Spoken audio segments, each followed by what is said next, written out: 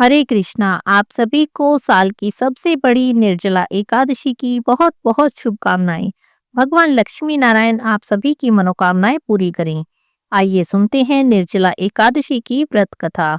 बोलिए श्री विष्णु भगवान की जय हो। एक समय की बात है, शौनक आदि 88,000 ऋषि मुनि अत्यंत श्रद्धा के साथ एकादशी की कल्याणकारी और पाप नाशक रोचक कथाओं का आनंद ले रहे थे। तब उन सभी ने जेठ माह के शुक्ल पक्ष की एकादशी के बारे में पूछा और उसकी कथा सुनाने की प्रार्थना की। तब श्री सूत जी महाराज ने कहा कि महर्षि व्यास से एक बार भीमसेन ने कहा था, हे पितामह, भ्राता युधिष्ठिर, माता कुंती, द्रौपदी, अर्जुन, नकुल और सहदेव सभी एकादशी के दिन व्रत करते हैं और मुझे भी एकादशी के दिन व्रत करने की, अन्न ग्रहण न करने की सलाह देते हैं। तब मैं उनसे कहता हूँ कि भाई, मैं भक्ति पूर्वक भगवान की पूजा कर सकता हूँ, दान दे सकता हूँ, पर मैं भूखा नहीं रह सकता। इस पर महर्षि व्यास जी बोले, हे भीमसेन, वे सही कहते हैं। शास्त्रों में कहा गया है कि एकादशी के दिन अन्न का सेवन नहीं करना चाहिए।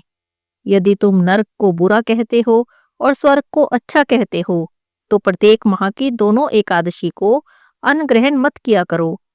महर्षि व्यास जी के वचन सुनकर भीमसेन कहने लगे, हे पितामह, मैं तो आपसे पहले ही कह चुका हूँ, मैं एक दिन तो क्या, एक समय भी भोजन किए बिना नहीं रह सकता।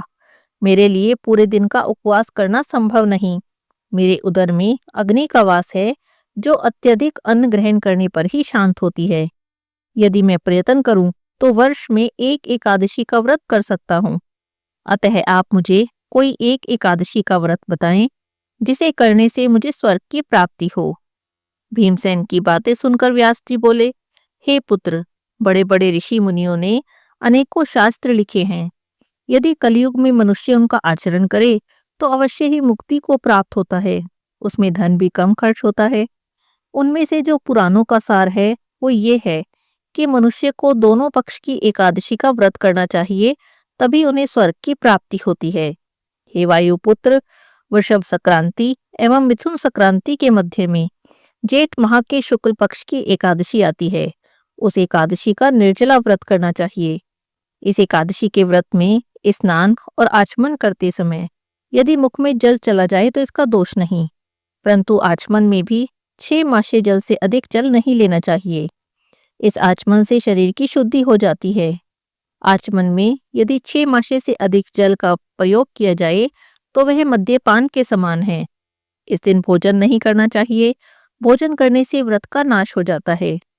सूर्योदय से लेकर सूर्यास्त तक मनुष्य जलपान ना करे तो उसे 12 एकादशी के फल की प्राप्ति होती है। द्वादशी के दिन सूर्योदय से पहले उठें, भूखे ब्राह्मण को भोजन कराएं और उसके बाद अपने व्रत का पारण करें। हे भीमसेन, स्वयं भगवान ने मुझसे कहा था, इस एकादशी का पुण्य सभी तीर्थों और दान के समान है। एक दिन निर्जला रहने से मनुष्य सभी पापों से मुक्त हो जाते हैं। जो भी मनुष्य निर्जला एकादशी का व्रत करते हैं, उन्हें मृत्यु के समय भयानक यमदूत दिखाई नहीं देते। भगवान श्री हरि के दूत स्वर्ग से आकर पुष्पक विमान में बैठाकर उन्हें स्वर्ग ले जाते हैं। संसार में सर्वोत्तम निर्जला एकादशी का व्रत है। अतः यत्न पूर्वक इस एकादशी का निर्जल व्रत करें।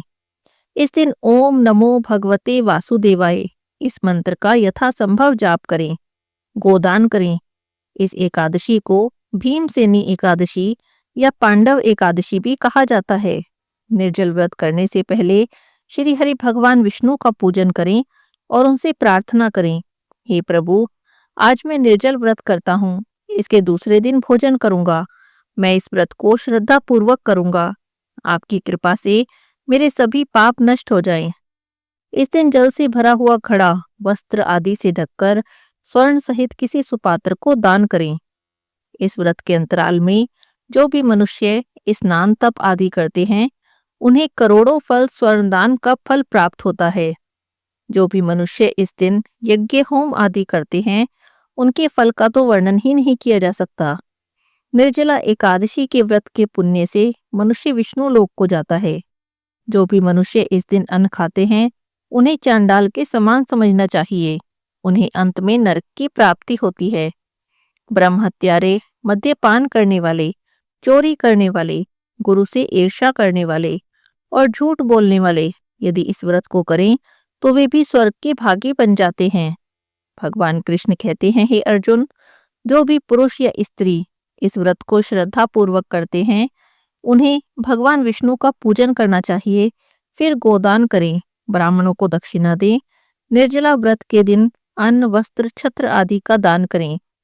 जो भी मनुष्य निर्जला एकादशी की इस कथा को प्रेम पूर्वक सुनते हैं, पढ़ते हैं, दूसरों को सुनाते हैं, उन्हें भी स्वर्ग की प्राप्ति होती है। बोलिए श्री विष्णु भगवान की जय हो।